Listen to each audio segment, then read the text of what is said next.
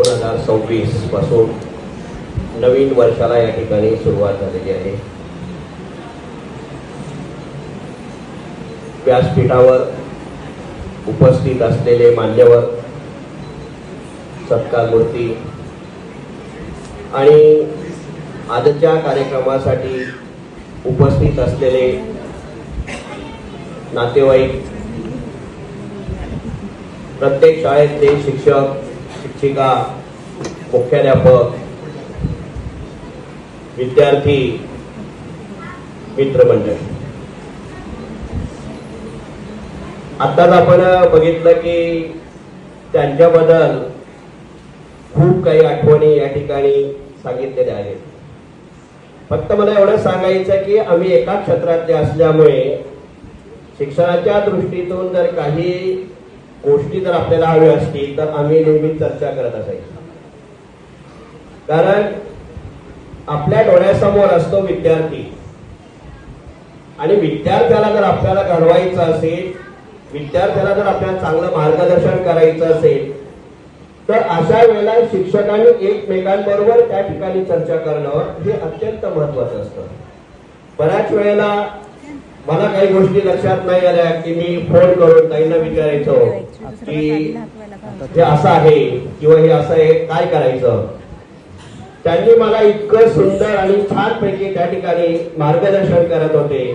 आमच्या घरामध्ये तर माझे विशेष करूनही मला त्या ठिकाणी बऱ्याच गोष्टी त्या ठिकाणी शिकायला मिळत होत्या। पण अशा पद्धतीने मुलं घडवण्यामध्ये जो आनंद आहे तो आनंद त्यांनी खरोखर आपल्या जीवनामध्ये घेतलेला आहे, आणि खूप सुंदर अशा पद्धतीने त्यांनी आपली सेवा जी आहे ती सुद्धा त्या ठिकाणी पूर्ण केलेली आहे। आणि नुसतं शिक्षक आणि विद्यार्थी प्रिय, आणि खरोखर त्या विद्यार्थी प्रिय शिक्षिकाच आहे। खरोखर त्यांनी मुलांना इतकं छान मार्गदर्शन केलेलं आहे। कारण सरांनी मगाशी सांगितलं की कोणी जर अधिकारी वर्ग आले तर आम्ही समोर बद्दल त्यांना उभं करतोय। म्हणजे अधिकारी ज्या वेळेला शाळेत येतात त्यावेळेला ते जे काही प्रश्न विचारत असतात तर त्या प्रत्येक प्रश्नाचं उत्तर देण्याची क्षमता त्यांच्यामध्ये आहे, तेवढी ताकद त्यांच्यामध्ये आहे, कारण तेवढा अभ्यास त्यांनी केलेला असतो। आणि म्हणूनच त्या ठिकाणी प्रत्येक प्रश्नाचं जे उत्तर आहे ते अगदी सहजपणे त्या ठिकाणी देऊ शकतात। पण याच्यासाठी सतत वाचन करावं लागतं, सतत अभ्यास करावा लागत असतो। उद्या आपल्याला काय करायचं आहे, विद्यार्थ्यांसाठी काय केलं पाहिजे, नवीन नवीन उपक्रम काय आहे, तंत्रज्ञान काय आहे, या सगळ्या गोष्टी खरोखर त्यांनी आत्मसात केलेल्या आहे। आणि हे सगळं आत्मसात केल्यामुळेच ते मुलांना त्या ठिकाणी देऊ शकतात। तर अशा पद्धतीने खरोखर त्यांनी या शिक्षण क्षेत्रामध्ये खूप छान आणि सुंदर अशा प्रकारचं काम केलेलंच आहे। आणि आता सेवानिवृत्त झाल्यानंतर आता राहिलेला जो वेळ आहे तो आता आपल्या कुटुंबासाठी त्या ठिकाणी त्यांना द्यायचा आहे। कारण कुटुंबासाठी ज्या काही गोष्टी राहून गेलेल्या असतील त्याही त्या ठिकाणी त्यांना पूर्ण करायच्या आहे। कारण स्त्रीच्या पाठीमागे पुरुष भक्कमपणे उभा असतो तसे आमचे भाऊ आहेत, आणि अशा पद्धतीने खरोखर त्यांनी छान काम केलेलं आहे। त्यांच्या इच्छा अपेक्षा असतील त्या पूर्ण कराव्यात। युट्यूब चॅनल बद्दल सगळ्यांनी सांगितलेलं आहे। मला वाटत नाही की युट्यूब चॅनलच नाही, आणखी वेगळं काय करतील ते, कदाचित एखादा लेख पण लिहितील, पुस्तकही लिहितील, काही करू शकतील, कारण तेवढी क्षमता त्यांच्यामध्ये आहे, तेवढे ते सहजपणे करू शकतात। तर अशा पद्धतीने शिक्षकांनी सतत कार्यरत राहिलं पाहिजे, नवीन नवीन गोष्टी शिकत राहिलं पाहिजे, आणि हे सगळे गुण खरोखर त्यांच्यामध्ये आहे।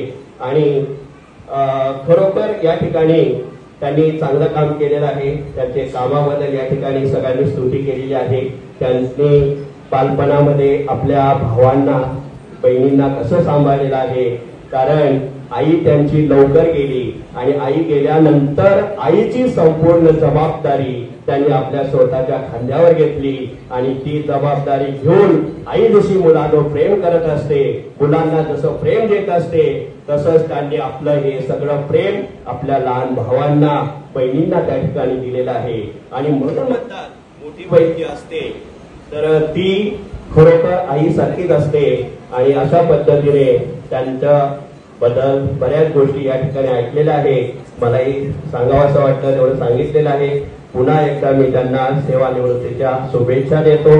आरोग्य, धन, सगळं काय असेल नसेल त्यांच्या सगळं त्यांना मिळो आणि अशा पद्धतीने मला बोलण्याची संधी दिली. आणि त्याचबरोबर खरोखर मुलगा आणि सून यांनी सुद्धा हा आजचा कार्यक्रम जो आहे तो इतका छान प्रकारे केलेला आहे किंवा सगळं नियोजन इतकं उत्तम आणि चांगल्या प्रकारे केलेलं आहे. त्यांचे सुद्धा खरोखर त्या ठिकाणी आभार मानावे तेवढे कमीच आहे. आणि एवढं बोलून मी माझे 2 शब्द या ठिकाणी संपतो. जय हिंद, जय महाराष्ट्र.